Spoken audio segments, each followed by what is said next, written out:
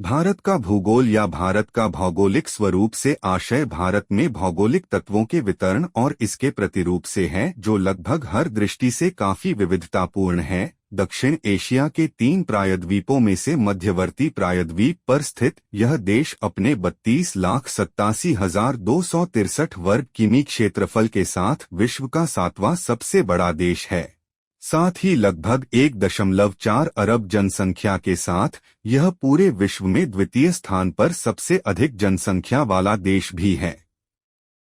भारत की भौगोलिक संरचना में लगभग सभी प्रकार के स्थल रूप पाए जाते हैं। एक ओर इसके उत्तर में विशाल हिमालय की पर्वतमालाएं हैं, तो दूसरी ओर और दक्षिण में विस्तृत हिंद महासागर। एक ओर ऊंचा नीचा और कटाफटा दक्कन का पठार है, तो वहीं विशाल और समतल सिंधु गंगा ब्रह्मपुत्र का मैदान भी। थार के विस्तृत मरुस्थल में जहां विविध मरुस्थलीय स्थल रूप पाए जाते हैं, तो दूसरी ओर समुद्र तटीय भाग भी हैं। कर्क रेखा इसके लगभग बीच से गुजरती है और यहां लगभग हर प्रकार की जलवायु भी पाई जाती है। मिट्टी, वनस्पति और प्राकृतिक संसाधनों की दृष्टि से भी भारत में काफी भौगोलिक विविधता है।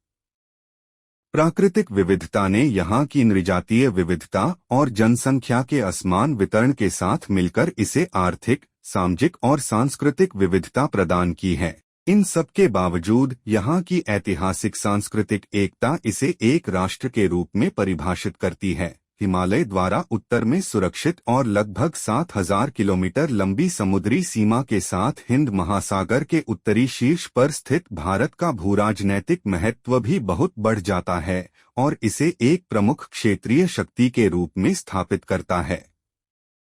अवस्थिति एवं विस्तार। भारत की निरपेक्ष अवस्थिति 8 डिग्री 4 फीट उसे 37 डिग्री 6 फीट उ अक्षांश तक और 68 डिग्री 7 फीट पू से 97 डिग्री 25 फीट पू देशांतर के मध्य है। इसकी उत्तर से दक्षिण लंबाई 3,214 किलोमीटर और पूर्व से पश्चिम चौड़ाई 2,933 किलोमीटर है। इसकी स्थलीय सीमा की लंबाई 15,200 किलोमीटर तथा समुद्र तट की लंबाई 7,517 किलोमीटर है। कुल क्षेत्रफल 32,87,263 वर्ग किमी है। भारत स्थिति व विस्तार। भारत की स्थलीय सीमा उत्तर पश्चिमी में पाकिस्तान और अफगानिस्तान से लगती है, उत्तर में तिब्बत अब चीन का हिस्सा और चीन तथा नेपाल और भूटान से लगी हुई है, और पूर्व में बांग्लादेश तथा म्यांमार से। बंगाल की खाड़ी में स्थित अंडमान व निकोबार द्वीप समूह और अरब सागर में स्थित लक्षद्वीप भारत के द्वीपीय हिस्से हैं। इस प्रकार भारत की समुद्री सीमा दक्षिण पश्चिम में मालदीव, दक्षिण में श्रीलंका और सुदूर दक्षिण पूर्व में थाईलैंड और इंडोनेशिया से लगती है। पाकिस्तान, बांग्लादेश और म्यांमार के साथ भारत की स्थलीय सीमा और समुद्री सीमा दोनों जुड़ी हैं। भारत का सबसे उत्तरी बिंदु इंदिरा कॉल और सबसे दक्षिणी बिंदु इंदिरा पॉइंट तथा सबसे पूर्वी बिंदु किबिथु और सबसे पश्चिमी बिंदु सिरक्रिक गुजरात है। मुख्य भूमि का सबसे दक्षिणी बिंदु कन्याकुमारी है। उत्तरतम बिंदु इंदिरा कॉल का नामकरण इसके खोजी बुलक वर्कमैन ने 1912 में भारतीय देवी लक्ष्मी के एक नाम इंदिरा के आधार किया और इसका इंदिरा गांधी से कोई संबंध नहीं है।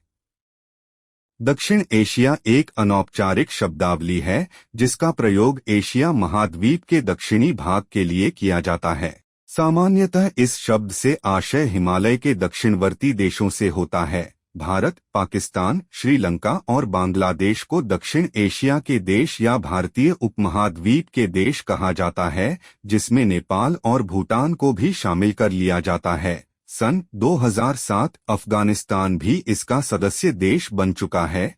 अब दक्षिण एशिया में 8 देश अवस्थित हैं। दक्षिण एशिया के देशों का एक संगठन दक्षेस भी है, जिसके सदस्य देश निम्नवत हैं: भारत, पाकिस्तान, श्रीलंका, बांग्लादेश, नेपाल, मालदीव, भूटान, अफगानिस्तान। एशिया या जम्बूद्वीप आकार और जनसंख्या दोनों ही दृष्टि से विश्व या दुनिया का सबसे बड़ा महाद्वीप है, जो उत्तरी गोलार्ध में स्थित है। पश्चिम में इसकी सीमाएं यूरोप से मिलती हैं। हालांकि इन दोनों के बीच कोई सर्वमान्य और स्पष्ट सीमा नहीं निर्धारित है। एशिया और यूरोप को मिलाकर कभी कभी यूरेशिया भी कहा जाता है। एशियाई महाद्वीप भूमध्य सागर, अंध सागर, आर्कटिक महासागर, प्रशांत महासागर और हिंद महासागर से घिरा हुआ है। काकेशस पर्वत श्रृंखला और यूराल पर्वत प्राकृतिक रूप से एशिया को यूरोप से अलग करते हैं। कुछ सबसे प्राचीन मानव सभ्यताओं का जन्म इसी महाद्वीप पर हुआ था, जैसे सुमेर, भारतीय सभ्यता, चीनी सभ्यता इत्यादि। चीन और भारत विश्व के 2 सर्वाधिक जनसंख्या वाले देश भी हैं। पश्चिम में स्थित एक लंबी भू सीमा यूरोप को एशिया से पृथक करती है। तह सीमा उत्तर दक्षिण दिशा में नीचे की ओर रूस में यूराल पर्वत तक जाती है। यूराल नदी के किनारे किनारे कैस्पियन सागर तक और फिर काकेशस पर्वतों से होते हुए अंध सागर तक। रूस का लगभग 3/4 भूभाग एशिया में है और शेष यूरोप में। 4 अन्य एशियाई देशों के कुछ भूभाग भी यूरोप की सीमा में आते हैं। विश्व के कुल भूभाग का लगभग 3/10वां भाग या 30% एशिया में है और इस महाद्वीप की जनसंख्या अन्य सभी महाद्वीपों की संयुक्त जनसंख्या से अधिक है। लगभग 3/5वां भाग या 60%। उत्तर में बर्फीले आर्कटिक से लेकर दक्षिण में उष्ण भूमध्य रेखा तक यह महाद्वीप लगभग 4,45,79,000 किलोमीटर क्षेत्र में फैला हुआ है और अपने में कुछ विशाल खाली रेगिस्तानों, विश्व के सबसे ऊंचे पर्वतों और कुछ सबसे लंबी नदियों को समेटे हुए है। उत्तरी गोलार्ध पृथ्वी का वह भाग है जो भूमध्य रेखा के उत्तर में है। अन्य सौर मंडल के ग्रहों की उत्तर दिशा पृथ्वी के उत्तरी ध्रुव के स्थिर समतल में लिया जाता है। पृथ्वी के अक्षीय झुकाव की वजह से उत्तरी गोलार्ध में शीत ऋतु दक्षिणायन 22 दिसंबर के आसपास से वसंत विषुव लगभग 23 मार्च तक चलता है और ग्रीष्म ऋतु उत्तरायण 21 जून से शरद विषुव लगभग 23 सितंबर तक चलता है। उत्तरी गोलार्ध का उत्तरी छोर पूरी तरह ठोस नहीं है। वहां समुद्र के बीच जगह जगह विशाल हिमखंड मिलते हैं। यूरोप पृथ्वी पर स्थित 7 महाद्वीपों में से एक महाद्वीप है। यूरोप एशिया से पूरी तरह जुड़ा हुआ है। यूरोप और एशिया वस्तुतः यूरेशिया के खंड हैं और यूरोप यूरेशिया का सबसे पश्चिमी प्रायद्वीपीय खंड है। एशिया से यूरोप का विभाजन इसके पूर्व में स्थित यूराल पर्वत के जल विभाजक जैसे यूराल नदी, कैस्पियन सागर, कॉकस पर्वत श्रृंखला और दक्षिण पश्चिम में स्थित काले सागर के द्वारा होता है।